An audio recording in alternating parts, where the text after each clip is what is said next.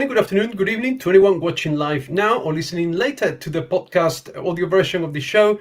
It is an absolute pleasure and a delight to have today Monster Hunter International himself, Mr. Larry Correia.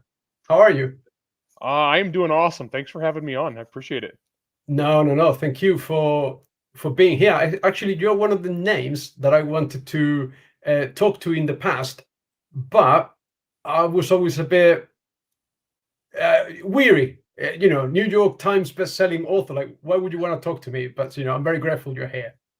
I talk to everybody. I'm not bashful. I'm not snooty. I'll talk. I talk to everybody all the time. So Thank you. Appreciate that. So before, are you reading? Do authors get time to read? Are you reading anything at the moment? no. Unfortunately for me, the same part of my brain that enjoys reading is the same part of my brain that writes. And so, unfortunately, I read books now, and it turns into work because my brain starts editing other people's books, which is awful because I love to read. Yeah. And so I listen to more audiobooks now when than I read books because I Mm-hmm. can't edit an audiobook. Oh yeah. Um, and honestly, I've just been so slammed with deadlines that I haven't read anything for fun like all year. It's terrible. Fair enough. Fair enough. So you had an interesting career before becoming a full-time writer now, I suppose. Yeah, I've done a bunch of different things. I come from a farming background. I grew up in the country on a dairy farm. I worked on ranches and farms growing up, and then got into college. Wound up becoming an accountant, and did that for a while. Went into the gun business. I was a military contractor. I did that, and then I broke into writing about 17 years ago as I got started, and I've been a full-time writer for the last decade. Just doing that. So I bounced around. I've done a bunch of different things. I was a blue collar guy, and then I was a white collar guy, and now I'm living the dream. and, and Yeah. now I just make stuff up for a living. It's pretty awesome. I love it. So I'm assuming that writing is the calling. Oh yeah. I've always enjoyed being a storyteller. My whole life I've been the kind of guy that I enjoy telling jokes. I enjoy telling stories. And I wrote my first book in college, and it was terrible. It was awful. I threw it away. I mean, I kept the good parts. I used them later in other books. Um, and then I took about 10 years off to go have a career and a business and children, and I took another shot at it, and that was Monster Hunter International, and that one it blew up and did really, really, really well. It was a big hit, and I've been writing ever since. So I'm on book number 32 is what I'm working on right now, and I've done a lot of books, a lot of short fiction, novellas, all sorts of different things for a long time now. No, because I had to do a little bit of minimal research on you, and obviously you are a writer. Your output production for how relatively short a time you've been writing is incredible. I kept the work ethic from my youth. So I come at being a writer like being a farmer. I Mm. mean, there's just I don't have a lot of patience for writers who get really lazy and you know I know we'll talk about that later. I will talk yeah about that later. I know where this is going. So yeah do you abide by the Stephen King thing of sitting down every day and getting X number of words done, and then whether they be good or bad, at least keep the output going and then edit it out later? yeah I don't really think of it exactly like that. I set a goal for the week, and so Hmm. during my writing time, I try to write 10,000 words a week. So if I have a awesome, great day, I write 4,000 words. That's wonderful. If I have a day where I only write 1,000, so be it. I write basically normal business hours. I get up in the morning and I do business until I eat an early lunch, and then I write the rest of the day. I don't really write late at night anymore unless I absolutely have to because of deadlines, because I find that it starts to fall apart and not be good. Yeah. So I don't really set a daily goal as much as I set a weekly goal. And obviously, if I'm traveling or if I'm doing business or if I'm editing, that goal has to change. You can't, just produce every single week. There's just too much other business to do. But that's what I'm shooting for is 10K a week. And I think Stephen King's right. He's wrong about a lot of stuff. But on that one, he's right. You got to be consistent and productive. You got to like treat it like a job. Mm-hmm. I know a lot of writers, especially when they're starting out, they'll get this thing where I'm only going to write when I'm inspired to write, like when the muse moves me. Nah, that's a recipe for failure. Because what's going to happen is you're going to work when you're excited, and then inevitably you're going to get to a hard part where you're not excited anymore. Because all books are challenging, Mm-hmm. and if they're not challenging, then you're not really stretching yourself as a writer. And then it's going to get hard, and then all of a sudden you're not going to feel inspired, and your muse isn't going to be on you, and then you're going to stop. And I've seen this so many times. Most of the guys I know who are successful writers treat it like a job. We have a schedule, we get up, we work, we have working hours, and we produce consistently. I think that's the key. Do So you follow boxing? I do a little bit. I follow MMA. I follow UFC. Okay. No, because I was going to quote you there from Alexander Usyk, the heavyweight champion now, when he said, "Motivation is great for one day, but discipline is good for every day." And that's how he's always, in tip-top shape. He's always fight ready. He's always training constantly all the time. And you mentioned before you've got children. How did that? Because having children, for anyone that doesn't have them, is a complete game changer. Nothing prepares you for the train that just wrecks your living room. How did that change your writing, or did you start writing after having kids? When I first tried and then stepped away, I only had one little child at the time. And then later on in life, when I tried again, I had three from like middle school age on down. And that was a challenge. You had to work around it. And so we were really poor at the time too, because I owned my own business. And when you own your own business, you get paid last, right? And so we had a little house, and I had a room in the basement. It was an unfinished room in the basement, and I would go in there and I would write, because that was the one place in the house that I could like hide from the kids for a few hours. But no, having kids is it definitely is a challenge as a writer. I have four now, and but the thing is, mine are I've been doing this so long that three of them are adults now, and I have three adult kids, and I just have one teenager left at home, and so that's really different. And now they just kind of like they're supportive because they understand like what pays all the bills. But yeah, no, you got to work around your family. So family comes first, no matter how much you love writing and how much you want to make a success. Family comes first, because you only get one shot to raise your kids. And then they grow up and you're done. Yeah. You got one opportunity. And so that's got to come first, is paying attention to your children. Yeah. I suppose at least once they get to that school age, you've got those hours to work around, isn't it? Yeah. But it's just the early years, it's the nappy years that is a killer, isn't it? Yeah, when they're little, oh my gosh, it's such a challenge. By the time they're in school and they have school hours, it's awesome, and you're able to like work around that. But before that, it's such a challenge. So we've got a question here from the people in the chat. So from David, how many revisions from the original draft? So a bunch, or is the first draft more polished, and how does that work? It's changed. So when I first started out writing, I would write fast and then edit a lot, because it needed a lot of editing. And so the rough draft would be pretty rough, and then it would take a lot of time to edit. Now I've been doing this long enough, it takes me longer to write, but the finished or the rough draft is a lot better and cleaner. And so I don't actually spend nearly as much time editing as I used to.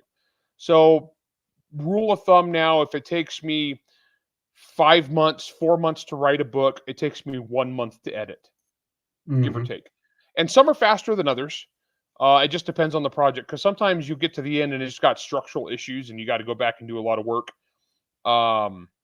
the most important thing is you get the rough draft finished, because once you get the rough draft finish, you can fix anything. Mhm. Yeah, but that's the important thing.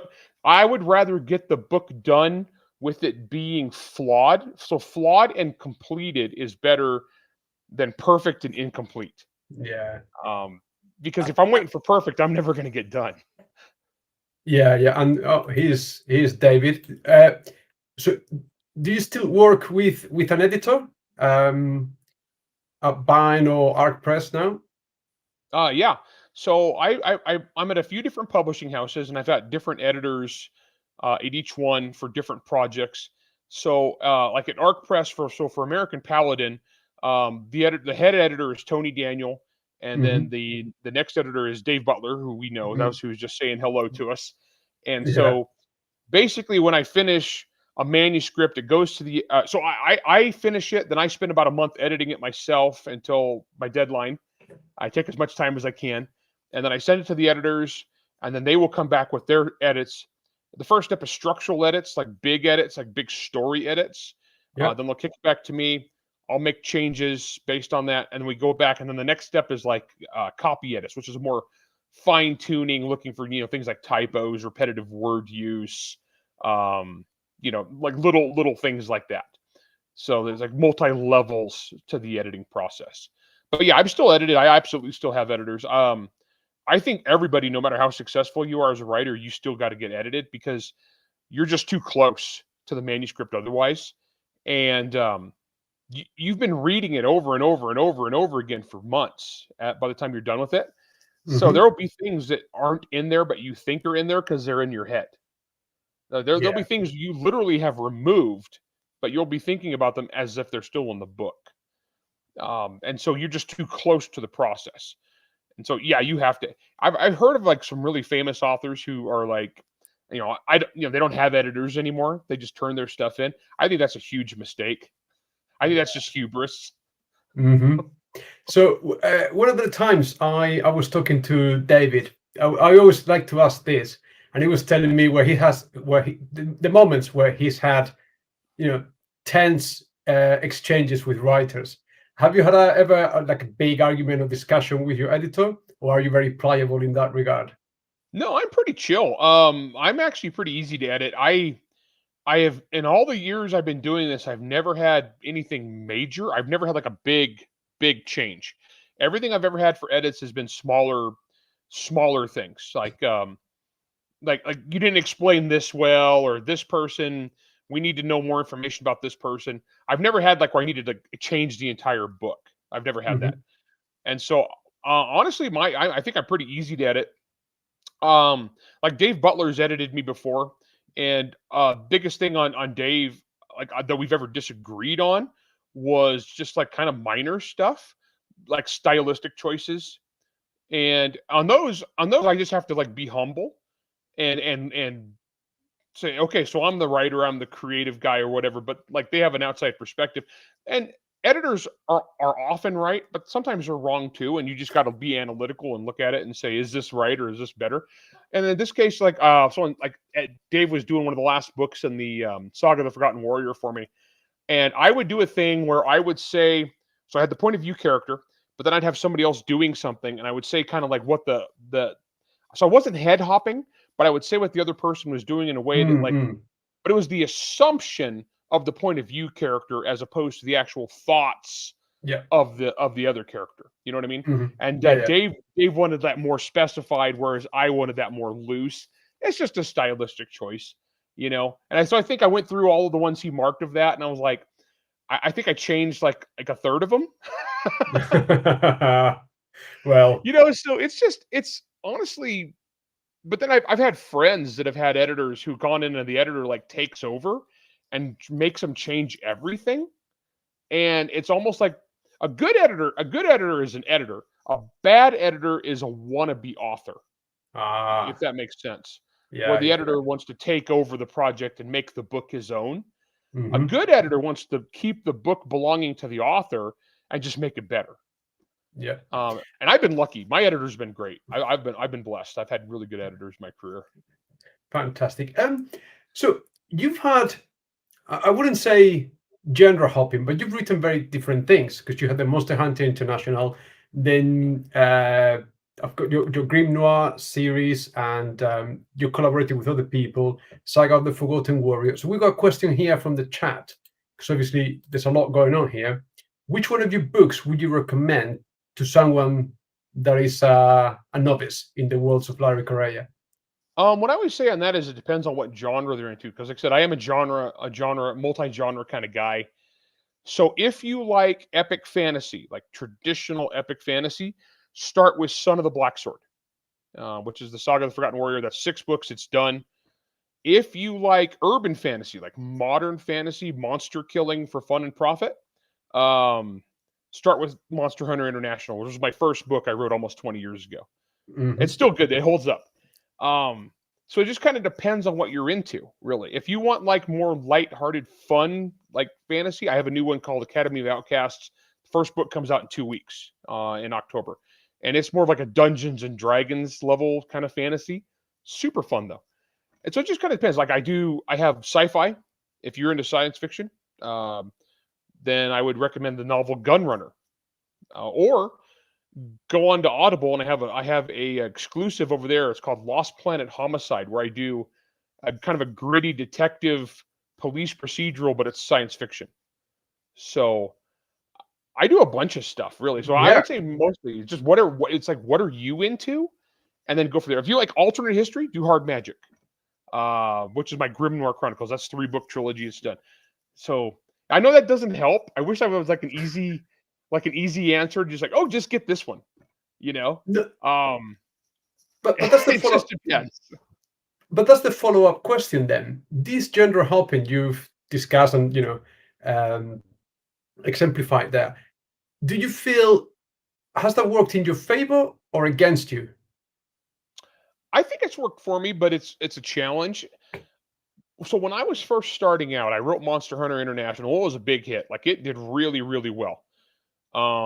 And so I had just done my first book. I had just sold my second book, which is also a Monster Hunter novel.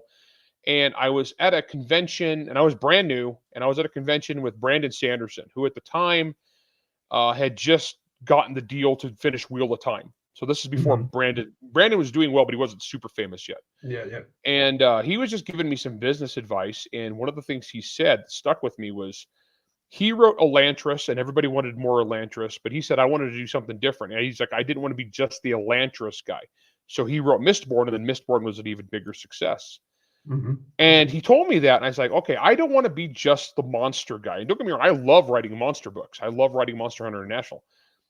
But I didn't want to just do that. I wanted to show people that I could do more. And also, I get bored. If I do the same thing over and over and over again, I get bored, and then the books are going to get stale. And we've all seen authors who've done that, where they just do one thing and then they kind of like taper off. The downside is it's a gamble because you don't know if your fans are going to follow you. So I wrote Monster Hunter novels. People really liked them. And then I did a thriller called Dead Six with Mike Coopery. And then I did Hard Magic, which was a alternate history, basically 1930s superheroes, right? And those both were really good books. And they showed the audience that, like, wow, Larry Correia can really do different stuff. And all of a sudden I went from being just the monster guy to being so I had just not Monster Hunter International fans, but all of a sudden I had Larry Correia fans who would follow me from genre to genre. And so early on it was a risk. Long term, it's really been nice. It's really paid off for me. Yeah. So that's been fun. It's a tricky thing, isn't it? Because I can think of like Terry Pratchett, Discworld. He was the Discworld. He wrote pretty much nothing else, but it is an amazing series. And then you got someone like Robert Salvatore with the whole Dark Elf thing, and I'm just wondering who keeps reading Dark Elf books after 30 books. But they're very different genres, isn't it? Yeah. It's interesting because I've seen people try to do it and fail. Oh wow! Did I lose you? No. Okay. Sorry, my monitor went out for a second. That was weird. No. Okay, so if that happens, The sound just want to be funny. You want to be clearer before, but Huh. Okay. Weird. That was. I think I had a power surge or something. mm, That was odd.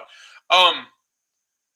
No, I've known authors who have tried to do that, where they get known for one thing and they try to write something else and it just doesn't stick, and the fans don't translate over. And sometimes they're really good books, and sometimes there's not. It just kind of depends. I've also known authors who wrote the same thing over and over, and then they got bored. We've all seen where authors will have a series, and like book one is awesome, book two is okay, and then book three sucks. Um, and we could all think of different authors that's happened, and a lot of times it's because they're under pressure and they're not having fun anymore. Um, so that's why I like mixing it up and switching around to different stuff. I feel like it keeps me fresh. yeah. Okay, here's related to the conversation we had a little bit before from David again. So, advice on how to learn to accept criticism of your art. That's an interesting one because you got to balance it. Because you're a creative person and you're the ultimate arbiter, right? You're the artist. You're the one making the decision. But you gotta have humility when it comes to your creativity, which is hard for an artist because you think about it, you sit in a chair and write for 6 months. That's a lot of effort and a lot of work you're putting into this project. You put your blood, sweat, and tears into it, and then somebody comes along and they say, "Well, it'd be better if you did this." Mm. And so you want to take offense at that. And the thing is, there's two kinds of criticism too. There's good criticism and there's useless criticism. And a lot of criticism is in fact useless. It's not that they're helping you be better. They just want to tear you down. So that's where a good editor is worth their weight in gold. Also, I like having alpha readers that I trust for specific topics. Like if I'm writing about certain things, I'm going to have alpha readers that I trust give me the feedback on those certain things. And I don't put when you're starting out, especially, I recommend having a bunch of alpha readers, but don't put too much stock in any one person. Like, so let's say you have 10 people read your book. So write your book, have 10 friends read it. If one of them has a problem with a scene and the other 9 are happy with it, the scene's probably fine. If 5 of them have a problem with that scene, there's probably a problem with the scene. And get those 10 people from your target audience too. That's another thing. I always have people have like their mom read their book or their wife read their book. Mm. And that might work if your mom or your wife is your target audience. But my wife doesn't read violent explosion, monster, action, adventure. That's not what she's into. And so my wife loves like Lynn Kurland novels, and historicals, and she's an art history major. If I got my wife to read, my stuff, she's not my target audience, right? Mm-hmm. And so when you're getting feedback from people, keep that in mind. Are they the people that you're trying to reach? If so, pay more attention. And also, are they honest? Because some people are just their criticism is not to make the book good. They just want to criticize stuff because they like to criticize stuff. It makes them feel. It's especially on the internet. Yeah.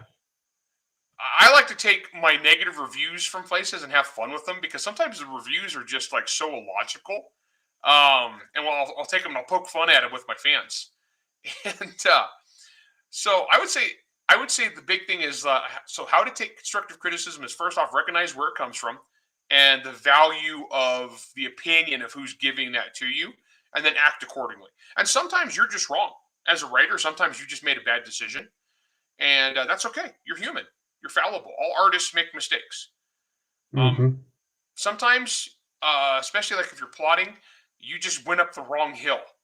And sometimes you got to realize you went the wrong way, and you got to go back down the hill and change direction.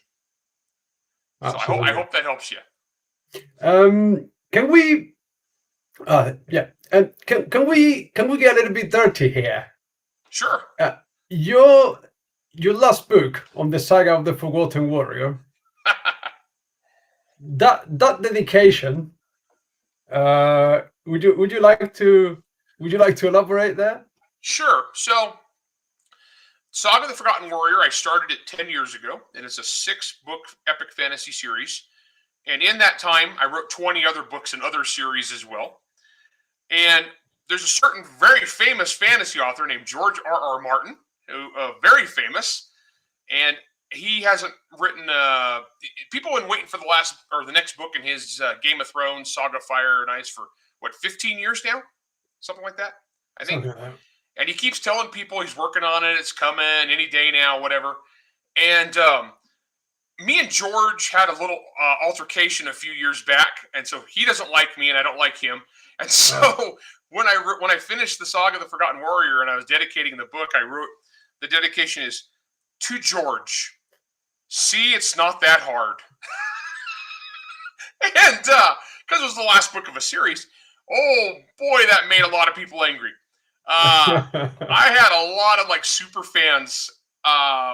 Game of Thrones super fans were so mad, and a lot of people named Cersei on Twitter. Ooh. Yeah. Yelling at me. I have to say, no, I thought it was funny. No. Hey, look, when I saw it, I couldn't believe it. So, but it's true, and it's what you were saying before. I think I don't want to go into the conversation, but I think the problem with Mr. Martin is that he's made FU money. Oh, he's so rich, and I think that the spark is gone, the passion is gone, and I think that's I think unfortunately, because I love the series, but I'm not blind. We're not going to say it finished. Certainly not by him. Nah, he, and the thing is, the books were doing well, like they were bestsellers. But then when the HBO show came along, they reached a level of sales that was so crazy that like he's made millions and millions and millions of dollars. He never ever has to work again for the rest of his life. He's set forever. Yeah. And I think he just doesn't care. I mean, I don't know what the guy's internal mindset is. And a lot of people were making excuses, and they were. And I'm very big on. I feel like as a writer, you got to create what you want to create. You answer to yourself only, and there's no you have no like contract. There's no written contract that you're going to finish a series between you except for you and your publisher. That's it. And so a lot of people were like, "Well, he owes me this," but no. I mean, but I couldn't do that because I would feel horrible. Like I would feel so guilty if I did that to my fans. Like I'm wrapping up my main series, like Monster Hunter, that I started back in the beginning of my career. It's going to be 10 books, and I'm working on the last 2 now, and that'll wrap up that arc. But everything I've started, I've tried to finish. So if I don't finish something, it's for business reasons. Like I can't. I wrote a couple books one time, a long time ago when I started out. I wrote a couple books for War Machine, which is the game. And I wrote, basically I set it up to be a trilogy, but I can't ever finish that because I don't own that, and that company got sold. You know, so sometimes as an author, there's things you just can't finish for business reasons, or you wrote something and it just didn't sell. Like I wrote Gunrunner, was a great book, fantastic book. Me and John Brown wrote that. It came out during COVID, and all the bookstores were closed. There was nothing going on. It was dead. And I mean, we sold ebooks, and it was just completely dead. And so when you start something new and it doesn't take off, then you can't really continue it just business wise. And so that series just kind of stopped. But if you have like something that popular with millions and millions and millions of dollars on the line, and people counting on you, and a publishing house counting on you, and hundreds of thousands of fans, I mean, come on, man. Just finish the book. I don't know. But I think it goes beyond that, because I've always said, and sorry for anyone that follows my channel, that A Song of Ice and Fire could have been the Lord of the Rings of the 21st century. And it's that missed opportunity of finishing a piece of work that would have been a legacy for decades to come. Yeah, it's kind of like a squandering of a legacy. It was an opportunity that other writers would kill for. And I've had people say, well, you're just jealous of his millions of dollars. Yes. any writer who says otherwise is lying. We would all like to have that level of success. All writers would love to have a show on HBO, and then if they say otherwise, they're lying. You know, and so of course, yeah. I don't know. It's a complicated thing. The whole creativity and owing your fans. The part that made it personal for me, and this is like actually what made me like kind of do it, was I've watched for the last 10 years a lot of new authors in epic fantasy fail. And it's no fault of their own, but they would write book one. They would have a plan. They want to write an epic fantasy series. They'd write book one, and then it wouldn't sell. And why didn't it sell? Because the fans or the readers, the target audience, would be like, I'm not going to start a new series if it's not going to. I don't know if it's going to get finished or not. But then it becomes a self-fulfilling prophecy, because if book one doesn't sell, then the author can't finish the series, because the author has to live and eat and pay bills. And if no one buys book one, he's not going to write a book two. And so I think we actually saw for the last decade a gap in epic fantasy. Like, I think it basically killed most of the genre. So you had guys like me who already had fans. Like, I could write an epic fantasy series, and I sold fine during that. But that's because I brought fans with me from previous, and they trusted me to finish my books. But I saw a lot of new guys fall by the wayside and not have careers. Or they went and they did other stuff. Like, I think the same time corresponds, if you look at lit RPG and progression fantasy, both got really big on Amazon during this time period. And I think a lot of those writers are the people who normally would have been writing big epic fantasy wound up going into lit RPG or progression fantasy instead. And so I think, honestly, Martin and also Rothfuss, between those two guys, they just soured an entire market for an entire genre for a generation. And that's sad. So I agree with you, but to counter that, I always forget. I need to find this video again. Someone on YouTube saying that as a writer, you have to earn the right to write a fantasy series. Like, you cannot start with a series because it's a really tough job. You have to get people to buy your book, then to read your book, which is a different story altogether, then to like it enough to buy the second one, and you've got normally you got diminishing readers as the series goes on. So do you think that you need to earn the right to write a fantasy series, and that you should deliver standalones first before embarking in that? Yeah, I think I'm going to answer this in two parts. So first, yes, in that I think if you expect people to buy multiple books from you or like into the future, then you got to be good. If the first book doesn't sell it, then you're dead on arrival, and that's how it should be. The first book that you get in their hands should be something good enough that they're going to want to follow you forever. And if you can pull that off, then you're set. The other thing is, as I say, most genres are operating off of a one book at a time principle. Even sci-fi, and even a lot of fantasy. But epic fantasy was kind of the oddity in that, like, it was the genre of big fat series. And so that was one that, from a marketing perspective, at the launch, it would be, this is a series, even at book one. Yeah. And behind the scenes, usually, like, the authors would get contracts from the publisher for 3 books or 5 books or whatever it was. And so that is actually kind of what got damaged by this. But yeah, no, if your first book sucks, then no one's going to buy the rest. It's got to be good enough to you got to earn you got to earn the loyalty of your readers, that they have enough fun that they want to come back. So absolutely. So yeah, so I'd say my answer on that is I'm going to go yes and no on that. But yeah, you have to earn it. But also, normally, if you were getting published in epic fantasy, the idea was it was going to be good enough. But then again, the publishing industry, the gatekeepers of it, have done such an awful job for the last generation. Like, Manhattan Publishing has let everybody down. They've been awful. They have not done their job, and they've not really refined talent as much as they just kind of do whatever they want, and then they just expect the audience to just buy whatever they give them. And no, I could go off about this industry. It is riddled with problems. Well, so because after starting the channel from maybe a couple of years back, I was aware of the existence of indie authors, but to my mind, they were always either fan fiction writers or low quality. I never paid them any attention until, like I said, a couple of years ago. And actually, I'm starting to find books that I enjoy more and that are better written than some of the traditionally published books out there. Yeah.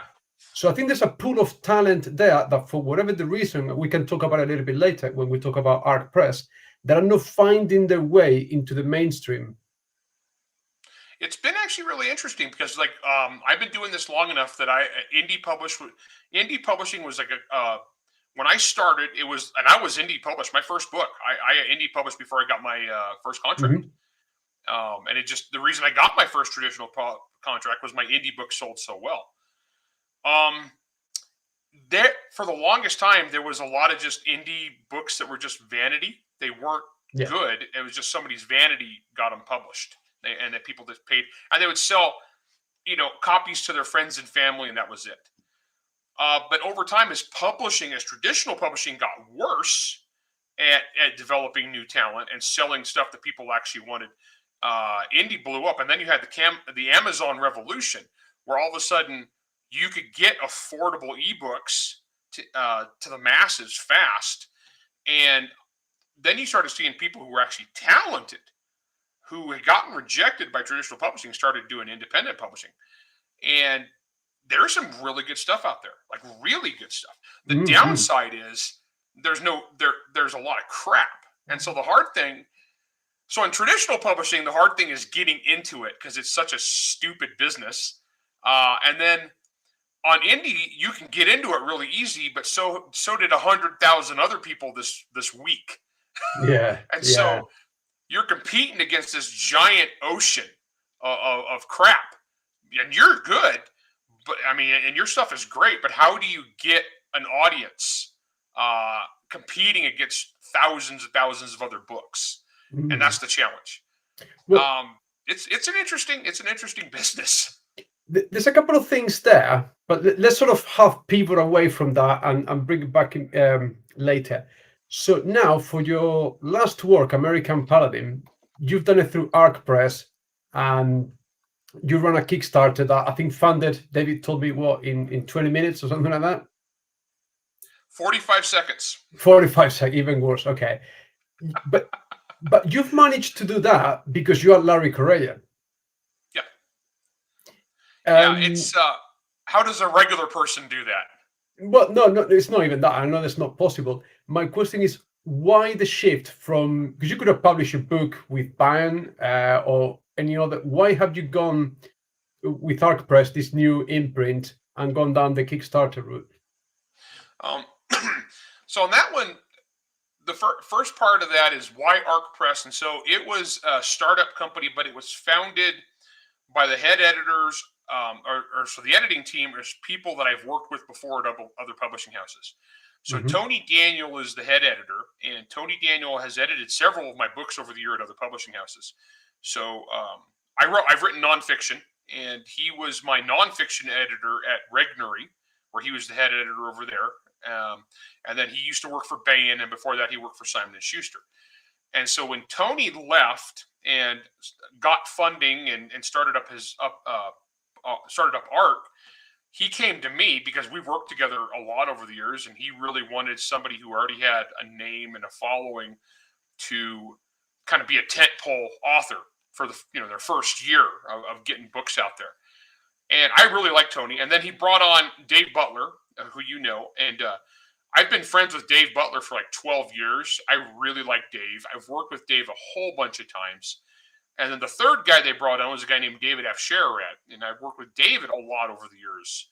And David F. Sherrod never edited any of my books, but he did a bunch of anthology and short fiction work with me.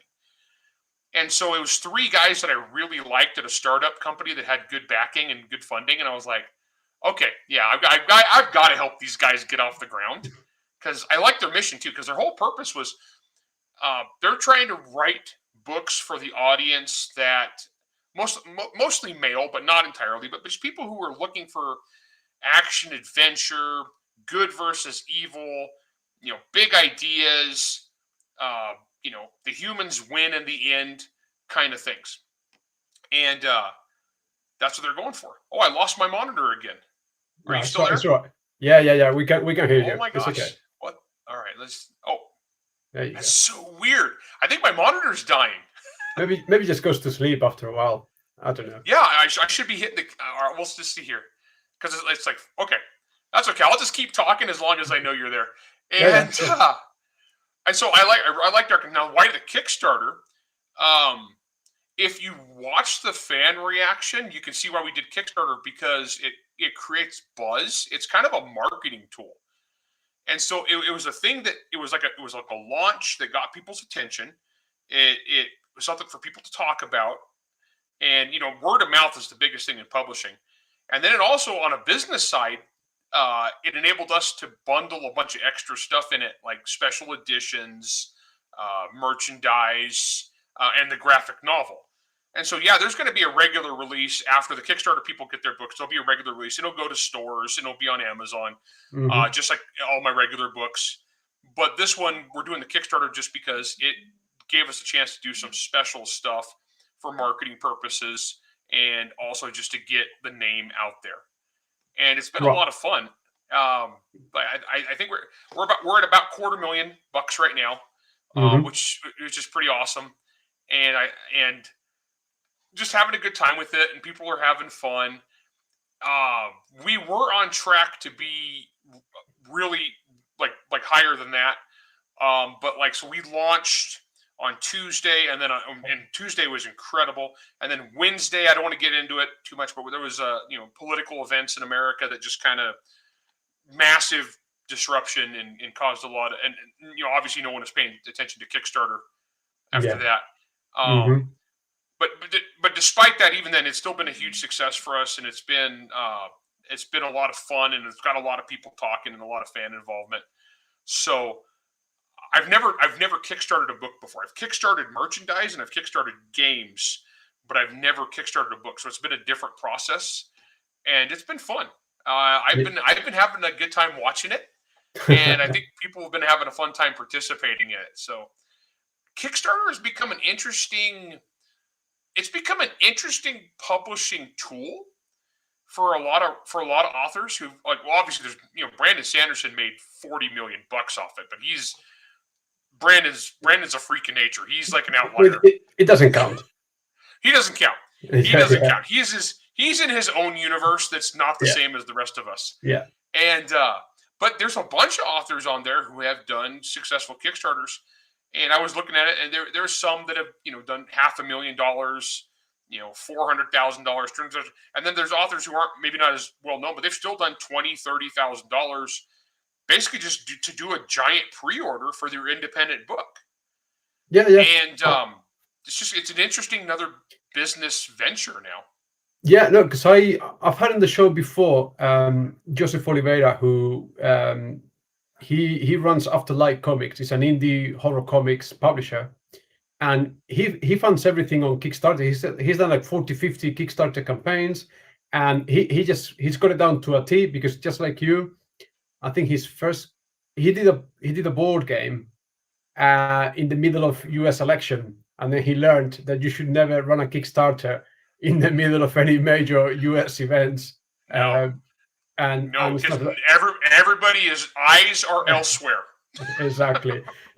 So he learned that the hard way, and then he had to repeat again. But it's certainly become a very viable source of financing for people that can actually make a living, even though they remain independently published, or they just become their own publisher. Yeah, there's several smaller publishing houses use Kickstarter a lot. And it's enabled them to circumvent the traditional bottlenecks in publishing and distribution. It's just a really giant pre-order mechanism Yeah. that gets a bunch more attention than regular distribution methods. Hmm. And obviously Kickstarter gets a cut, so Kickstarter loves it. Of course. Well, But that- because like we were talking about earlier, by like the being an independent author in Amazon and differentiating yourself from 600,000 other authors just like you, the Kickstarter thing, if you have a successful Kickstarter and a lot of people are talking about you, you have now overcome that. Mhm.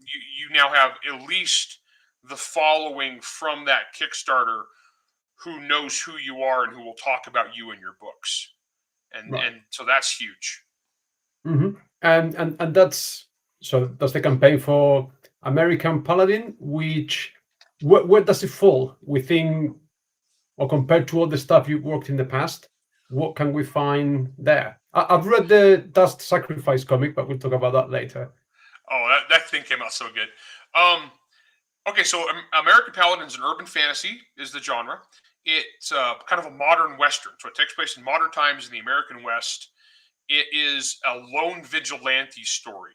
So if you're familiar with things like The Equalizer or Reacher, Repairman Jack, it's a guy who goes around solving problems that the system hasn't.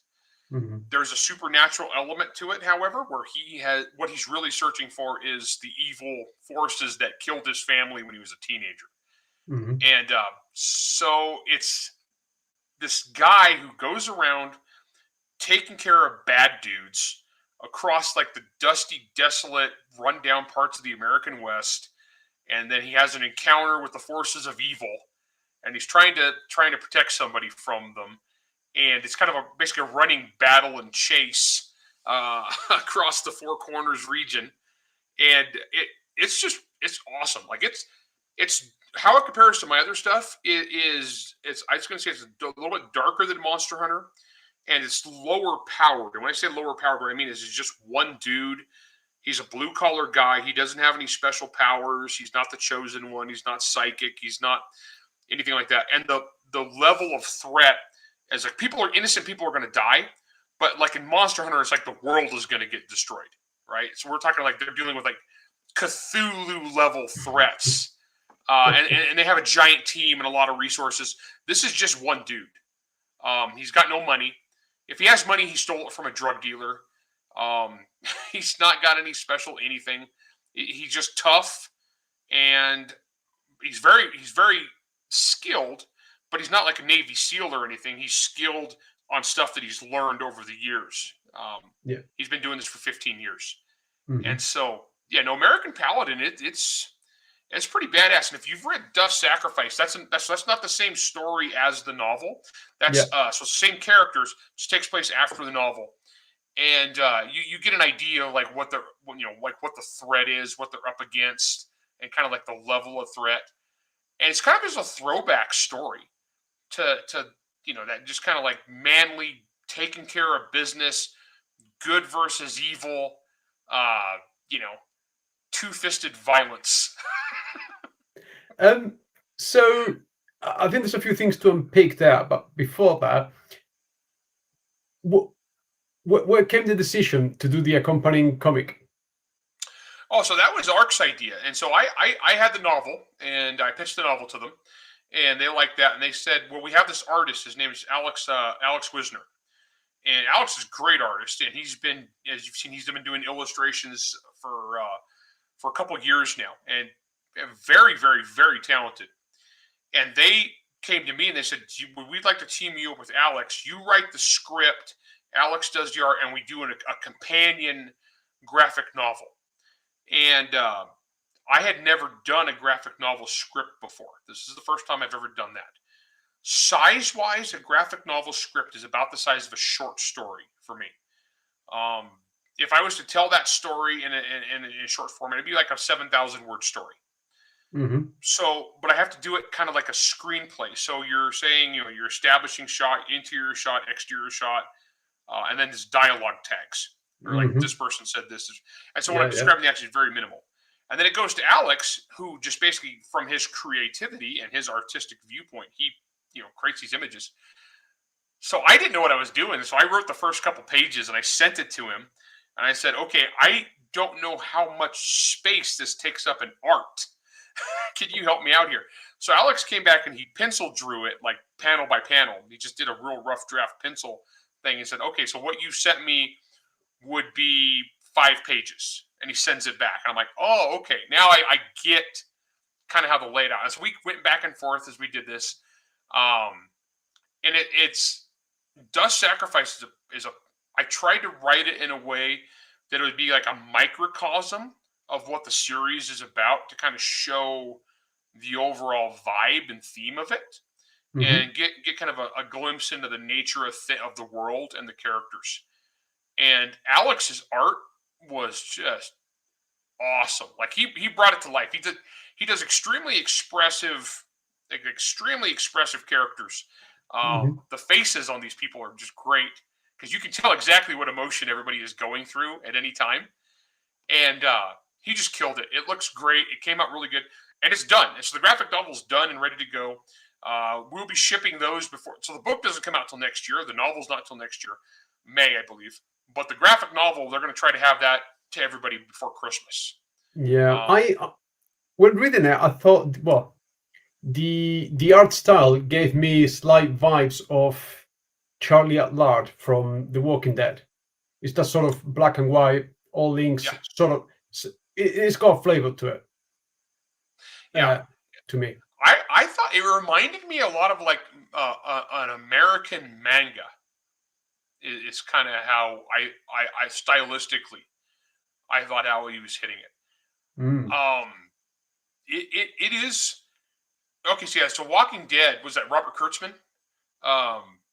Yeah, so that same kind of general artistic vibe, I would say. But yeah, I feel like Alex did a really good job, and I was kind of gee-whizzed, having never done that before and having never seen my stuff put into visual format like that. And it's funny, I actually have I have another graphic novel coming out based on my novel Gunrunner next year. And so I went all these years with no graphic novels, and now I have 2, just back to back.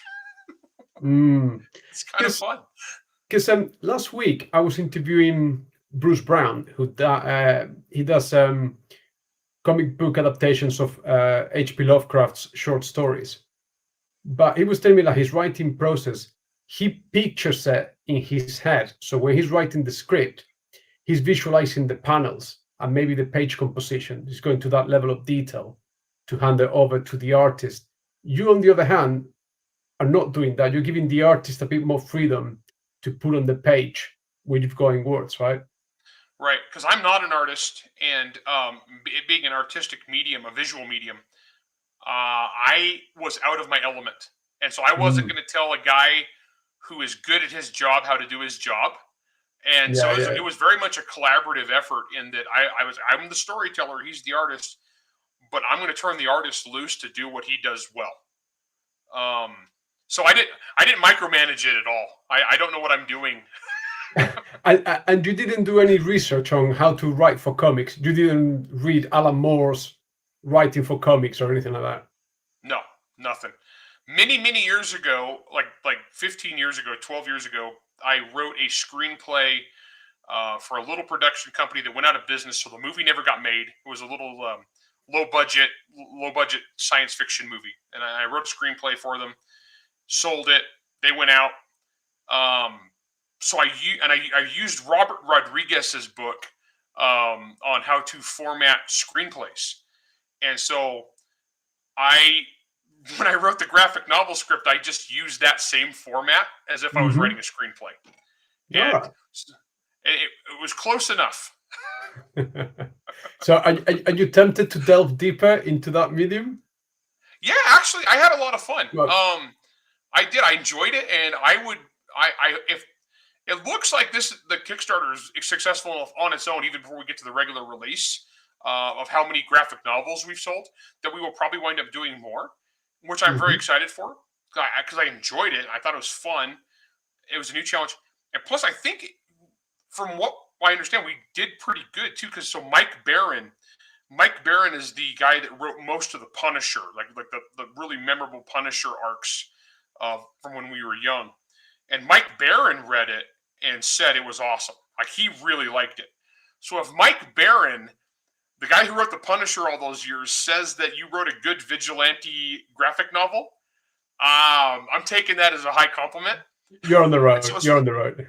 Yeah. So I feel like, I would like to do more of these with Alex, just because he did such a good job. I would like to see more. It was just really fun seeing my work in that visual format. I would totally love to do more of these. I mean, that's up to Arc, though, so we'll see what happens. So here's a question that I had hanging from before. We were talking about, or you were talking about themes and ideas, and I know David is a very sort of classic good versus evil, and he's got his issues around Game of Thrones and stuff. But I think I know what you're going to say, but does all fantasy need to have some deeper themes around it? Or is it okay for fantasy to just be a fun, exciting ride to entertain? It seems like over the last few years, we got very highfalutin with our fantasy. And I miss, personally, some of that more traditional fantasy from the 70s, 80s era. Yeah, I'm with you on that. Honestly, my personal philosophy on that topic, I'm going to quote Jim Butcher. Jim's a friend of mine, and one day somebody asked him about that, and Jim says, I'm going to get the quote wrong, but Jim said something effective. That stuff is fine, but never preach harder than you can entertain. And so my personal philosophy is themes, deeper meaning, lessons, whatever you're trying to say, that's great, but it's secondary to entertainment. It's secondary to fun and the reader having a good time. And so, we're all going to shove messages into our stuff because of just who we are as writers, as our personality. That's just going to come through. But the important thing is, don't ever beat the reader over the head. Just have fun first. Like, tell an entertaining, compelling story first. I mean, if you're writing horror, write that scare, that fear, get that out there. Then have your, is mankind the real monster, or whatever your message is. You know what I mean? But the important thing is accomplishing what you promised to accomplish. And so fantasy, to me, you can have fun action adventure fantasy that doesn't necessarily have big, deep themes, But like Son of the Black Swords, like I did Saga the Forgotten Warrior, it's deep. It's got a lot of things about, there's a subplot in there about genocide.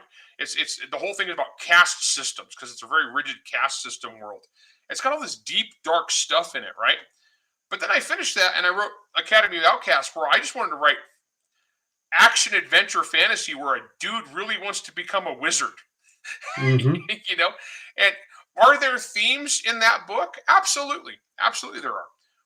But that's not what the book is about.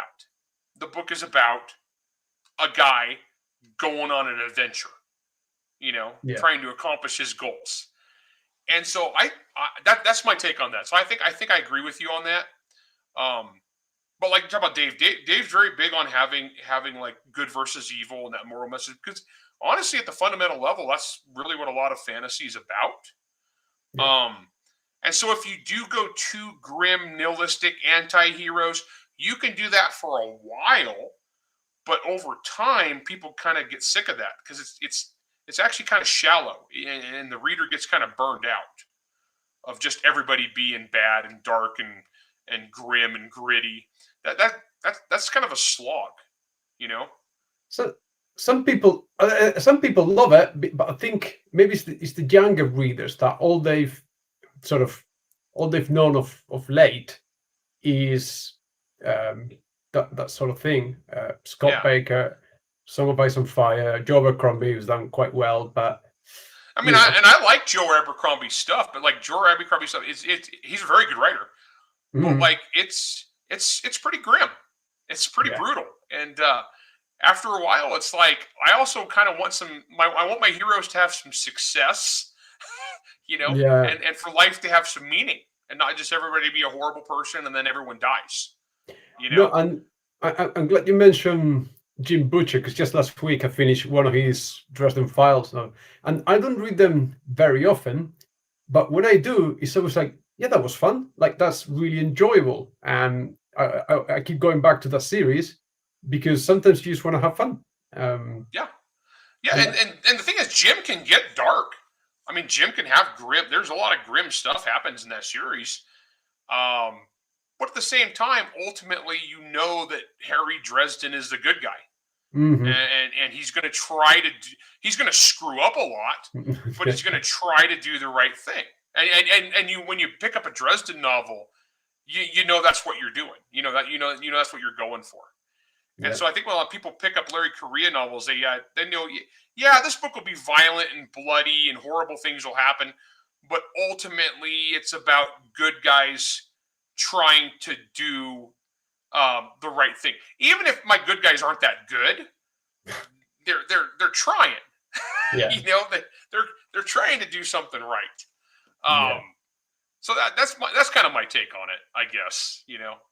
But if other people are into the grim stuff, hey, more power to you. It's a huge audience, and people are into different stuff, and people are into different things at different times of their life. So, I want to ask you a question, but I don't want to generate controversy. I think maybe that's a conversation for a different day. Maybe we can get David involved as well, and so on. But obviously, you were notorious for your Sub Puppies campaign and everything that happened a few years back. And watching from this side of the Atlantic, although we got our own issues as well. So being proud of your nation seems to be a no these days. And you've called your latest book American Paladin. yeah. Is the, I'm one of those patriotic Americans. I love my country, and actually, and patriotism was one of the fundamental things that kind of made America weird. We were very, very patriotic people, and it's kind of part of our DNA. And so plus I'm a Westerner, and if you know much about the United States of America, like we have different regional thought systems and beliefs. If you're not familiar, the Western Americans tend to be the cowboys. We were always the ones that were like the rugged individualist, do your own thing people, because we were living in a place that was horrible and wanted to kill us. Yeah. And it's hot in the summer, cold in the winter. Everything wants you to die, and nothing grows. And that's where we're from, and what we did. And so, but I don't know. I am an unabashed American, and I'm very politically outspoken in politics, which upsets a lot of people. But it is what it is. I mean, I'm not going to worry about it. I figure for each person, each book sale I lose by offending somebody, I gain one from somebody else who's like, oh, that's cool. But so, because I closed my Twitter account years ago because I realized it's the place where conversation goes to die. Oh, it's horrible. And I wanted to hear from authors that I liked and so on. But when all they tweeted about was politics, it's like, I'm not interested in your politics. So don't you subscribe to the Michael Jordan theory that both Democrats and Republicans buy trainers? So why would you lean either way openly? Yeah.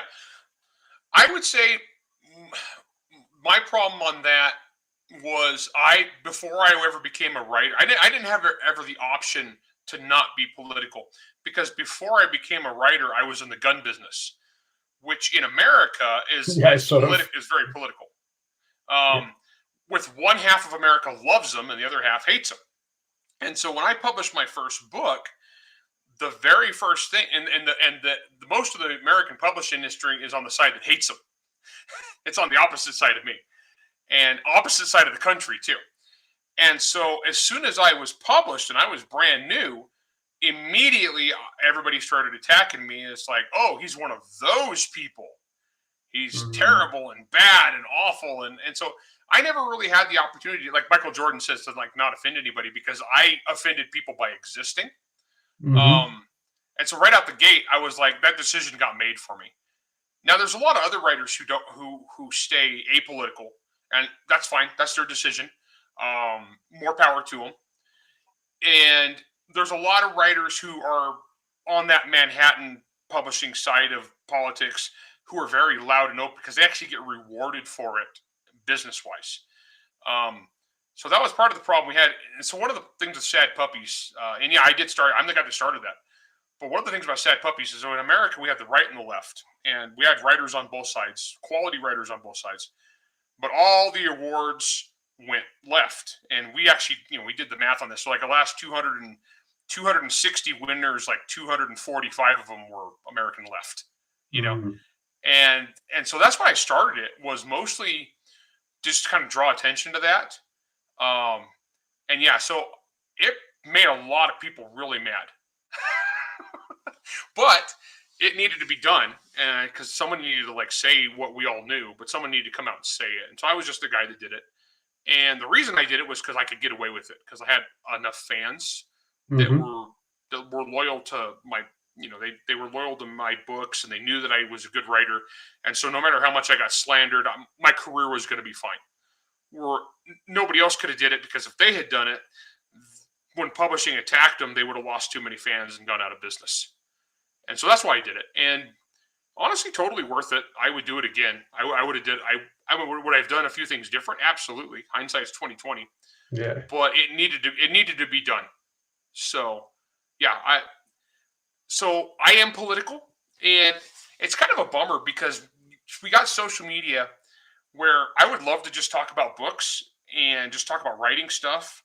And I ran a podcast for a long time with Steve Diamond called Writer Dojo, where it was just writing, just no politics, just writing business to help writers, be more successful.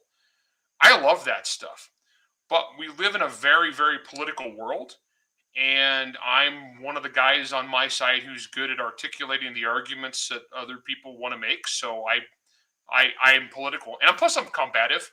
I know you said your co-host speaks Portuguese. I don't speak Portuguese, but I grew up in a Portuguese home. And, that's what I was asking. Yeah. We're combative. We're combative people. Like we argue. That's what we do. We just argue. And so I was born arguing, and I will probably die arguing. Because I think, but the whole social media thing has had a very clear effect on Hollywood, and I think it's killed the movie star. That mistake that movie stars had is gone, and once you get to hear and see what they do and say, you go, actually, they're pretty moronic most of the time. A lot of movie stars they're dumb. They're not. Yeah. They're not, or they're not good people. They're pretty horrible. And that kind of social media kind of removed that mystique, and we got to see who they really were, and it was not good. Oh, so do you think that has had anywhere near the same impact, or is it because in general writers are a bit more intelligent than movie stars on average? Or are supposed to be, right? We're supposed to be. Not always, though. But it did actually, because it showed that a lot of writers were pretty shallow people. Just because you're a good writer doesn't mean you're a deep thinker on other subjects away from writing. I mean, Stephen King is a great writer. Like, he's a great writer. You can't take away the man's work ethic or his productivity. And he's done, 100 novels or whatever it is, and many of them are very good. He struggles with endings, but he's got strengths and weaknesses as a writer. But then when he opens his mouth to talk about American politics, half of America was like, "Oh man, this guy's an idiot," and it was just like, wow. And I mean, not to get to any specifics, but yeah, so it kind of removes the mystery. It hasn't affected me that much, because I'm just a very straightforward kind of guy, personality. So I don't put on any airs. I don't pretend to be like intellectual. I'm not. I'm just a dude. I'm just a regular guy. I'm not any sort of special. A lot of writers are they like to put on airs about being academics, how educated they are. It's like, I went to university. It's like, I went to State Cow College and got an accounting degree. I'm not. But so a lot of writers, there's a lot of hubris involved, because they're writers. They think they're special, but they're not. We're just people. We're like anything else. We're like any other group of people. We're just normal. We're on a bell curve, just like the rest of humanity. Yeah, I mean, Shakespeare and Cervantes didn't go to university either, did they? So No, and that's the funny thing too, because a lot of like the snooty people nowadays they'll cite Shakespeare, but if you look back at the real history, Shakespeare was writing lowbrow, fun, action adventure comedies and tragedies for the masses. You know, he wasn't writing like, you know, highfalutin whatever. He was writing for just like regular dudes and to go have an entertaining show and sword fights and dirty jokes. You know, Shakespeare would totally nowadays would write the same kind of thing I write. You know, it's just like, you know, monsters and explosions. I'm sure he'd be all in on that. he was writing to eat, wasn't he? Exactly. He was getting a paycheck. That's you know, right. he was putting butts in seats at the theater. Absolutely. Larry, it's been an absolute pleasure talking to you today. So I want to thank you very much for being here. But before we go, I just got a round of quick fire questions. So don't think about them too much. Serve and volley, and see what happens here. Sure. So you ready? Coffee or Monster Energy? Monster. Favorite Neither monster really. I don't do Okay. Favorite monster to fight? Werewolves or vampires? I love werewolves. I'm a werewolf guy. If you had to choose, guns or swords? Guns. No. I have both. I have both within arm's reach. Oh, thank God for the internet. One book every fan has to read besides your own. The Bible. Well, that's fair enough. Okay, so you've done a lot of collaborations. So dream collaboration, dead or alive? Robert E. Howard. Interesting. Okay. Fast food, guilty pleasure. Chicken nuggets. What's the harder fight? Writing a sequel or editing the first draft? Writing a sequel just because it takes more hours. Okay. Favorite action movie of all time? Die Hard. Is that a Christmas movie? Oh yes, it is. Okay. My family actually watches it every December, and I am not joking. We've watched it together every year for about 15 years. Is the right answer, by the way. Notice there was no hesitation on that answer. Yeah. It's probably the quickest answer you've given me. Right, couple more. Shotgun, rifle, or pistol? I'm a pistol competitor, so I'd have to go pistol. That's what I'm best with. Okay, and then finally, what's scarier? Dragons or deadlines? Deadlines. They are real. Yeah, I mean, I haven't seen any dragons, but I've got like 10 deadlines looming. Fantastic. Like I said, thank you so much for being here today. It's been wonderful talking to you. And I think if I could get you and David again for another round to talk about, in particular, Arc Press and everything you guys have been working on, that'll be fantastic. Oh, I'd love to. And before we go, although I'm sure everyone here knows, where can people find your work, your books, anything you want to promote, social media, anything? Go ahead. Sure. My blog is monsterhunternation.com, and I put updates there. You can sign up for my newsletter there as well, which is only book related, no politics. Or I'm on social media if your feelings are not easily hurt. I'm on Twitter and I'm on Facebook. Fantastic. And thank you very much to everyone that has been there, having in the chat, sending the questions. David has been keeping the conversation going there. It's been great. So to everyone, again, thank you very much. Take lots and lots of care, and we'll see you soon. Bye.